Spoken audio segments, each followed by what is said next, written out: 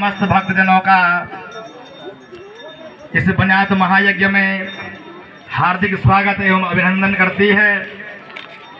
यहाँ पर उपस्थित समस्त माताएं, बहनें, बाल वृद्ध और जो भी भक्तजन हैं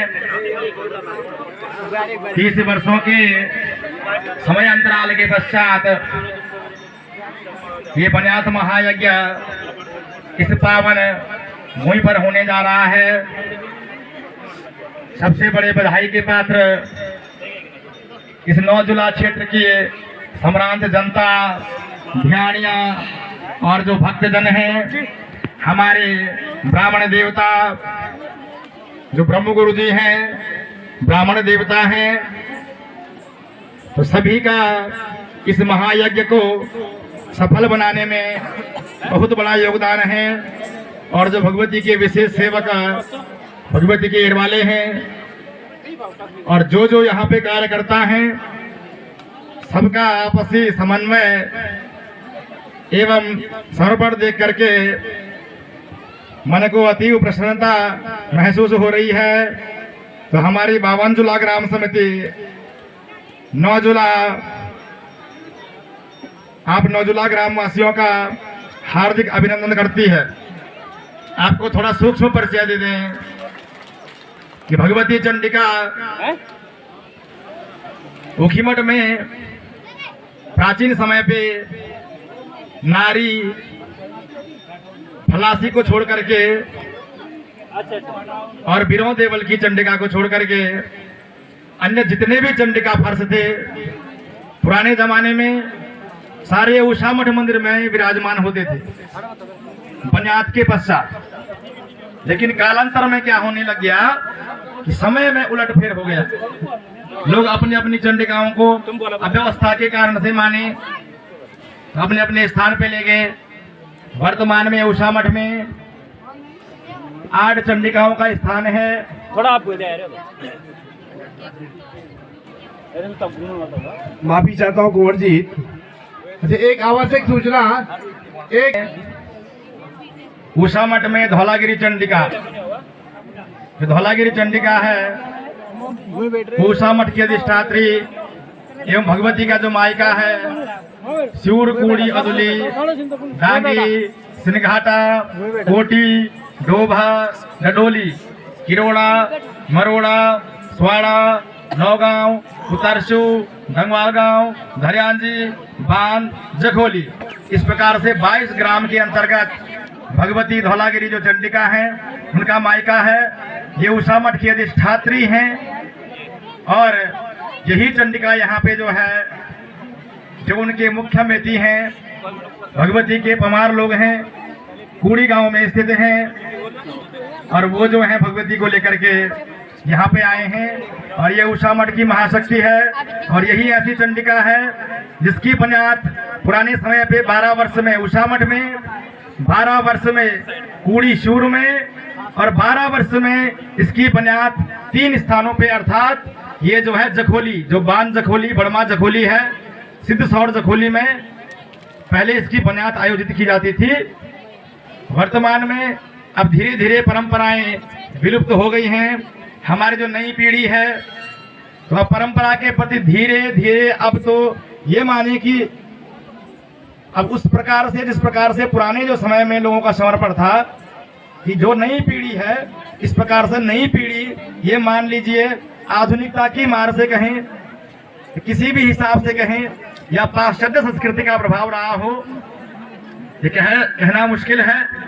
किंतु जो है वर्तमान की जो पीढ़ी है, इनकी अकर्मण्यता के कारण से ये परंपरा धीरे धीरे धीरे जो है विलुप्त हो रही है। इसका सबसे बड़ा जो प्रभाव है, जो धर्म का जो प्रथम चरण है, ये हमारा ब्राह्मण वर्ग है। और जो ब्राह्मण देवता हैं, सर्वप्रथम यज्ञ से लेकर के जितने देवी देवता हैं, जितने भी देवी देवता हैं, समस्त ब्राह्मणों के अधीन हैं। और वर्तमान की पीढ़ी सबसे पहले ब्रह्म के महत्व को नहीं समझती है। आज की पीढ़ी, आज की परंपरा, हर एक जाति धर्म के लोग, हमारे जो सनातन के अधीन जितनी जातियां हैं, उपजातियां हैं, हमारे इस सनातन को मजबूत करने के लिए सभी का बराबर योगदान है, कोई छोटा या बड़ा नहीं है। तो हम सबको एक दूसरे को साथ लेकर के एक दूसरे को एकता के सूत्र में पिरो करके अपनी परंपराओं मान्यताओं पे अडिग रहना होगा। वर्तमान के समय पे इतने बड़े ये महायज्ञ जो आयोजित किए जाते हैं, इनको पूर्ण रूप से इनका सफल संचालन होना ये अपने आप में बड़ी बात है। क्योंकि आज के समय में जो ये संचार क्रांति है, आप ये मोबाइल फोन का उपयोग करते हैं। आज मैं देखता हूँ कि धर्म के प्रति कई प्रकार से दुष्प्रचार, हमारे सनातन वैदिक धर्म का दुष्प्रचार, ब्राह्मणों के बारे में दुष्प्रचार, इस प्रकार की परंपरा अब ये आम ये हो गई है। इस प्रकार का ये जो प्रचलन है ये अब आम हो गया है। इससे हमारी जो नई पीढ़ी है ये क्या सीख लेगी? सबसे पहले आप वर्तमान में अपने बच्चों को सनातन की शिक्षा दीजिए, और सनातनी शिक्षा देंगे तो सर्वप्रथम ब्राह्मणों का और अन्य जो जातियां हैं, सर्वप्रथम ब्राह्मण जाति का और उसके पश्चात जो अन्य जातियां हैं, यदि ब्राह्मण वर्ग आगे से शिक्षित होगा, उनका सम्मान होगा, उनकी पीढ़ियां बची रहेंगी, तो हमें अपने सनातन को फैलाने के लिए पुस्तकों की भी आवश्यकता नहीं पड़ेगी। और यह निश्चित रूप से सत्य बात है। आज तक हमारे सनातन धर्म में जितने भी जो आक्रमण हुए, जितनी परेशानियां आई, लेकिन जो सनातन आज बचा है, यज्ञ परंपराएं जो बची हैं, ये समस्त हम, लेकिन जो सनातन आज बचा है, यज्ञ परंपराएं जो बची हैं, ये समस्त हमारे विद्वान ब्राह्मण देवताओं की देन है। और इस प्रकार से एक छोटा शब्द बोले ब्राह्मण देवताओं की। इस प्रकार से सनातन की जो रीढ़ है, पहले ब्राह्मण धर्म है। जो ब्राह्मण है, वो जो वर्ग है, वो बहुत ही किस्मत से या देवता स्वरूप माना जाता है। उसके पश्चात जो अन्य वर्ग हैं, ये भी एक दूसरे के साथ लेकर के चलने वाले हैं। हर प्रकार से हर किसी की उपयोगिता है। तो ये मैं आपको बताऊंगा। अब परंपरा के अनुसार भगवती धौलागिरी चंडिका यहाँ पधारी हुई है। यहाँ इस कारण से पधारना हुआ कि जब भगवती नारी चंडिका उषा मठ में 30 वर्षों के पश्चात धौलागिरी में आई थी, तो भगवती का वचन हुआ था, जब भगवती का जो सीरा बटेगा तो अंतिम दिवस में भगवती जो है यहाँ नारी पधारी। इस प्रकार वचन को निभाते हुए मां चंडिका अपने वीर क्षेत्रपाल, वीर भूतनाथ, भगवान कालनाथ भैरव और साथ में भगवती चंडिका देवी, इसके साथ भगवती अपने जय विजय एवं लाकुड़ा वीरों के साथ यहाँ पधारी है। कि 2 फर्श यहाँ पे देवी के आए हैं। उषा मठ में अन्य 8 फर्श शेष हैं। पुरा काल में 12 फर्श उखी मठ में रहते थे। वर्तमान में परंपराएं क्षीण हो गई हैं, तो वर्तमान में जो 4 फर्श हैं, ये धौलागढ़ी में 4 फर्श जो है उषा मठ मंदिर में निवास करते हैं, जिनमें कुमोली की चंडिका, मणगू की चंडिका, मणगू की क्वारिंका और फापंज बरसाल की चंडिका और सारी करोखी की चंडिका, ये 4 चंडिकाएं उषा मठ मंदिर में। और पौठी सिलगढ़ की चंडिका, पौठी सिलगढ़ आपने सुना होगा, पौठी भटवाड़ी सिलगढ़ पट्टी। दूसरी जो चंडिका है फरासू श्रीनगर की चंडिका, कोटगी की चंडिका और धौलागिरी चंडिका। मैंने बताया धौलागिरी ही ऐसी चंडिका है जिसकी 3 जगह बनात होती है। तो जो है इस प्रकार से 4 चंडिकाओं के फर्श धौलागिरी में, 4 चंडिकाओं के फर्श उषा मठ ओंकारेश्वर मंदिर में स्थित हैं। इससे पहले भी अगर इतिहास को जाने तो जो इंटर कॉलेज उखीमठ है, वहां भगवती की बलिवेदी है। तो जो इंटर कॉलेज वर्तमान में है, उसका जो पुराना भवन है वही चंडिका का आवास स्थल पुराकाल में था। लेकिन पुराने समय पे वहां पे आग लग गई थी। इस कारण से जो है वहां पे कई फर्श वहां पे जल गए, कई खंडित हो गए।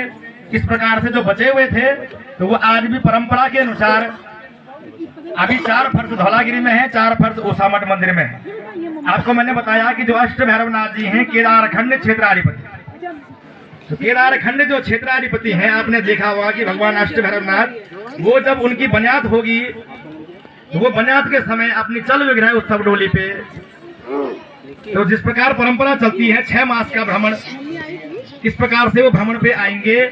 अब हमारी 52 जुला जो ग्राम समिति है इसके अनुसार ही, क्योंकि एक गांव का तो देवता नहीं है, इतने लोगों का निर्धारण करने के बाद देवता जो है इस वर्ष मार्गशीर्ष मास को बाहर निकलेंगे, या इस वर्ष ना हो पाया तो अगले वर्ष मार्गशीर्ष मास को बाहर निकलेंगे।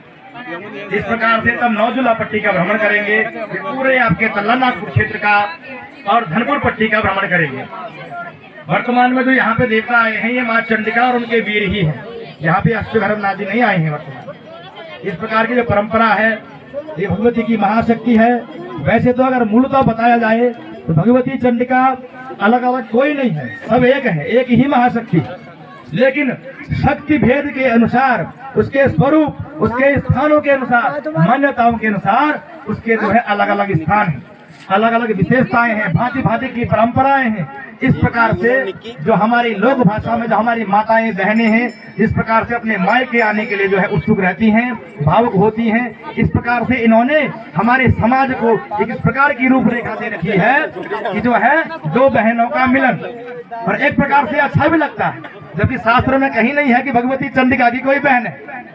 लेकिन क्या है, ये हमारी गढ़वाल की, ये हमारी गढ़देश की इतनी गहरी परंपराएं हैं कि ये हम एक परिवार के हिसाब से, यहाँ पे कोई अपना पराया नहीं है, ये हमारा एक परिवार है। ये कोई तल्ला मल्ला नागपुर क्षेत्र जो भी है, हमारी बहनें, बेटियां, माताएं किसी भी जाति वर्ग के हैं जो इस बुनियाद में आए हैं, ये हमारा एक परिवार है। और हम संकल्प लेंगे इस प्रकार के ये कार्यक्रम, इस प्रकार की ये देव यात्राएं, इस प्रकार के जो आयोजन हैं वो हमारे देवभूमि में चाहे कहीं भी हो चलते रहे, अवरुद्ध ना हो। इस प्रकार की परंपरा हमारी सनातन संस्कृति की विराट परंपरा है। और सनातन संस्कृति से पूर्व यहाँ गढ़वाल में आपको बता दे वे परंपरा यज्ञ बुनियाद की है, ये आता है पौन धर्म के अंतर्गत। तो यहाँ पे प्राचीन जो धर्म था सनातन की ही एक नींव थी, तो पौन धर्म तो आप जानते हैं जो ब्रह्म विद्या है वर्तमान में, जैसे पुलस्तपुर के सेमवाल ब्राह्मण भगवती के ब्रह्म गुरु हैं, तो जो ये विद्या होती है तो ये जो है हमारी लोक विद्याएं हैं। इस प्रकार से ये कोई वैदिक विद्याएं नहीं है। वैदिक विद्या के अंतर्गत यज्ञ परंपरा चलती है। जो ब्रह्म विद्या जो ये चलती है ये हमारे लोक देवताओं की लोक संस्कृति का अभिन्न भाग है। और हमें गर्व करना चाहिए कि अभी भी हमारे क्षेत्र में कुछ ही ब्रह्म गुरु बचे हुए हैं। यहाँ पे हमारा पुजारी वर्ग जो मलवाल लोग हैं, और यहाँ पे जितने भी आचार्य गण ब्रह्म जो ब्राह्मण देवता हैं, अलग अलग चरणों के जो आचार्य हैं, उनको भी मैं कोटि कोटि प्रणाम करता हूँ। इस प्रकार की आपने ये विराट संस्कृति परंपरा इसको बचा के रखा है। कल ठीक भगवती चंडिका का कल के इस पावन कार्य और बहुत ही इस विशाल कार्य को सफल बनाने में आपका सहयोग अपेक्षित है। और इस प्रकार की परमोत्तम कामना इस क्षेत्र की खुशहाली समृद्धि की, हमारे सनातन की जो है जो समृद्ध परंपरा है, ये परंपरा जीवित रहे। इस प्रकार से हमारे साथ भी आए हुए हमारे 52 जुला ग्राम समिति के जितने सदस्य हैं, हमारे जो उप मठापति मोहित नेगी जी, हमारे साथ के हमारे जो सचिव हैं और वर्तमान अध्यक्ष ये हैं विनोद सिंह रावत जी गंगवाल गांव से, और जितने भी अन्य लोग हैं ये हमारी समिति के मुख्य जो लोग हैं, कार्यकर्ता हैं। इस प्रकार से सबका मैं आभार व्यक्त करूंगा। एक बार यहाँ पे आने में जरा असमंजसता इस प्रकार की हो गई थी कि जो है क्षेत्रीय स्तर पे ये बताएं कि जो देवी के जो अधिकारी या हकूकधारी होते हैं, उनके स्तर से ये था कि किसी का कहना ये था कि देवी जाएगी, किसी का ये था कि नहीं जाएगी। अब होता ही है बड़े क्षेत्र में इस प्रकार की बातें आम हैं, किंतु हमने कहा इसका बीच का समाधान ढूंढा गया। हमने कहा जो भगवती की इच्छा होगी वही हमें सिरोधार्य है। कल ठीक है, जो फलासी के जो ढोल वादक थे वो उषा मठ पहुंचे, भगवती का अवतरण हुआ। भगवती ने बोला जो मैंने वचन दिया है अपनी बहन को तो मुझे जाना है। और जब भगवती की आज्ञा हुई तो महामाया से बड़ा कोई नहीं है। तो इस प्रकार से तो महामाया की जो स्तुति है, उनका जो गुणगान है, इसके कई लोग जागर भी हैं। और मैंने जो मेरा पैतृक गांव है, मैं वर्तमान में मठापति अष्टभैरवनाथ मंदिर, मेरा जो पैतृक गांव है वो चांदपुर में है। तो चांदपुर गढ़ी आसवा के अधीनस्थ हमारा गांव पड़ता है। उषा मठ में हमारा एक ही परिवार है, हम ही इस देवता के मठापति हैं। और आपका ये संदेह दूर करें कि उषा मठ में हम लोग क्यों आए, तो पुरानी परंपरा एक कथा आपको सुनाएंगे, आप ध्यान से सुनिएगा। तो पुराने समय पे क्या हुआ, सर्वप्रथम उषा मठ में जो अष्टभैरव मंदिर है, माँ चंडिका मंदिर है, इसकी जो पूजा परंपरा थी ये भट्ट ब्राह्मणों के अधीन थी। ये इतिहास आप सुनिए। कालांतर में कहा जाता है कि उनकी पीढ़ियां जो है वहां पे खत्म हो गई। उसके पश्चात केवल जो मठापति का जो कार्यकाल है, जो हमारे पास इसकी पूजा परंपरा है, वो किस कारण से आई कि पुराने समय पे जो है महाराज अनंगपाल जो हुए वो चांदपुर गढ़ी के राजा थे। महाराज के जो हुए 3 पुत्र, ज्येष्ठ पुत्र थे समीरपाल, बीच वाले हुए कुंवर अजयपाल परमार। वैसे कास्ट परमार थी, परमार वंशी या परमार वंशी थे। जो कुंवर है वो उपाधि है, वो कोई जाति नहीं है। तो जो कुंवर समीरपाल परमार, कुंवर अजयपाल परमार, कुंवर विजयपाल परमार, 3 भाई हुए। तो कहा जाता है कि जो महाराज जी हैं वो श्री विद्या के बड़े उपासक थे। तो उनको कामाख्या की सिद्धि थी महाराज को, और कामाख्या की सिद्धि होने के कारण से जब उन्होंने अपनी सिद्धि पे ध्यान नहीं दिया तो उस भगवती की कृपा उन पे ऐसी थी कि देवी उनके लिए साक्षात थी। तो क्रमशः ये होता गया कि उनसे कोई अनियमितता हो गई, देवी ने उनको दूसरा विवाह करने के लिए मना किया। तो उन्होंने जो विवाह किया था, उनका द्वितीय विवाह संपादित जब हुआ तो देवी के शाप से जो उनकी जो संतान थी, जो प्रथम संतान पैदा हुई, जो प्रथम भार्या से तो 12वें संतानें हुई, जो दूसरी नंबर की जो उनकी पत्नी थी उससे हुआ समीरपाल, वो थोड़ा अपंग थे। अब हुआ ये कि कुमाऊं के राजाओं का जो आक्रमण है वो हो गया चांदपुर गढ़ी पे। तो महाराज जी वीर गति को प्राप्त हो गए। जो उनके 3 बच्चे थे वो अपनी जान बचाने के लिए सोन भिलंगना घाटी में छुप गए। जब सोन भिलंगना घाटी में छुपे तो राजकुमार अजयपाल सोचता है कि अब हमारे पास तो गढ़ भी नहीं है, न कोई क्षेत्र है, तो भला अब मुझे जोगी बन जाना चाहिए या नाथ बन जाना चाहिए। तो क्या होता है, गढ़वाल के इतिहास में भी आप पढ़ेंगे। तो महाराज अजयपाल जी जो है पहुंचते हैं श्रीनगर में, भक्त्याना में गोरखनाथ जी के मठ में। गोरखनाथ जी की गुफा है भक्त्याना में, आप पता करना, शीतला माता मंदिर है।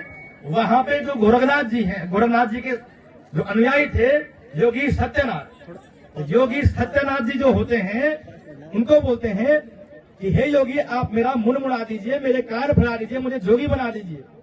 किंतु क्या होता है कि जो जोगी बोलता है, हे राजा तेरे मस्तक की लकीरों पे अभी संन्यास नहीं है, नाथ बनना नहीं है, अभी तो गढ़वाल का एक गढ़हारा है, अभी तो गढ़वाल के 52 गढ़ों पे विजय प्राप्त करेगा। तो जो राजा बोलता है कि भला इस प्रकार किस प्रकार से ये संभव है, तो जोगी बोलता है कि राजा जिस प्रकार कुमाऊं में बेताली घाट प्रसिद्ध है, इस प्रकार गढ़वाल में काल घाट शमशान प्रसिद्ध है। आपने सुना होगा जब नरसिंह भैरव नाचते हैं तो गीत में लगता है काल घाट में जा बाबा बेताल घाट में जा। तो जो काल घाट शमशान है गढ़वाल का सबसे प्रसिद्ध शमशान है, वहीं से काल भैरव का जन्म हो रखा है गढ़वाल में, कालनाथ भैरव का। राजा काल घाट शमशान में आते हैं, उखी मठ के ठीक नीचे शमशान घाट है, वहां काल भैरव का बहुत बड़ा मठ है। स्वयंभू शिला और कामाख्या की शिला है। भगवती कामाख्या की योनि मुद्रा या आसाम में गुवाहाटी में, या तो केवल इस उत्तराखंड में कालघाट शमशान में स्वयंभू शिला है भगवती की, जहां भगवती की महामुद्रा की पूजा होती है। तो वहां पे काल भैरव के मठ में उस समय अष्टबली की परंपरा थी। महाराज ने अष्टबली दे करके सीधी रेखा में जब ऊपर को गए, उनको धौलागिरी पहाड़ी मिली या धौलागढ़ी मिली। धौलागिरी नाम इसलिए भी हुआ, धौल का मतलब सफेद होता है, धौला का मतलब जो गढ़वाल में धोलो बोल देता, धोलो कि धोला फूल फूली ना, जो रक्त फूल लगते हैं। तो जो धौलागिरी शिखर था वहां पहुंचे। भैरवी नाम की जो शिला थी, तो धौलागिरी शिखर में महाराज ने भैरवी नाम की शिला में जब तपस्या करी, तो जो है भैरवनाथ जी प्रकट हुए। उनको बोला कि ये मेरा केदार खंड है, मैं केदार खंड क्षेत्र का अधिपति हूँ, इसलिए इसमें उपगढ़ तो अनेक प्रकार के हुए हैं, लेकिन जो मुख्य गढ़ थे वो 52 थे। तो तू 52 गढ़ों को जीतेगा। मेरे 54 के चेड़े 52 के वीर तेरे साथ चलेंगे राजा। इस प्रकार से 54 के चेड़े 52 के वीर राजा के साथ चलते हैं। और कहा जाता है, इतिहास भी बोलता है, महाराज अजयपाल को कोई पराजय नहीं कर पाया। उसके पश्चात क्या हुआ, 1571 संवत में राजगद्दी धारण करी, 72 संवत में उषा मठ की यात्रा करी।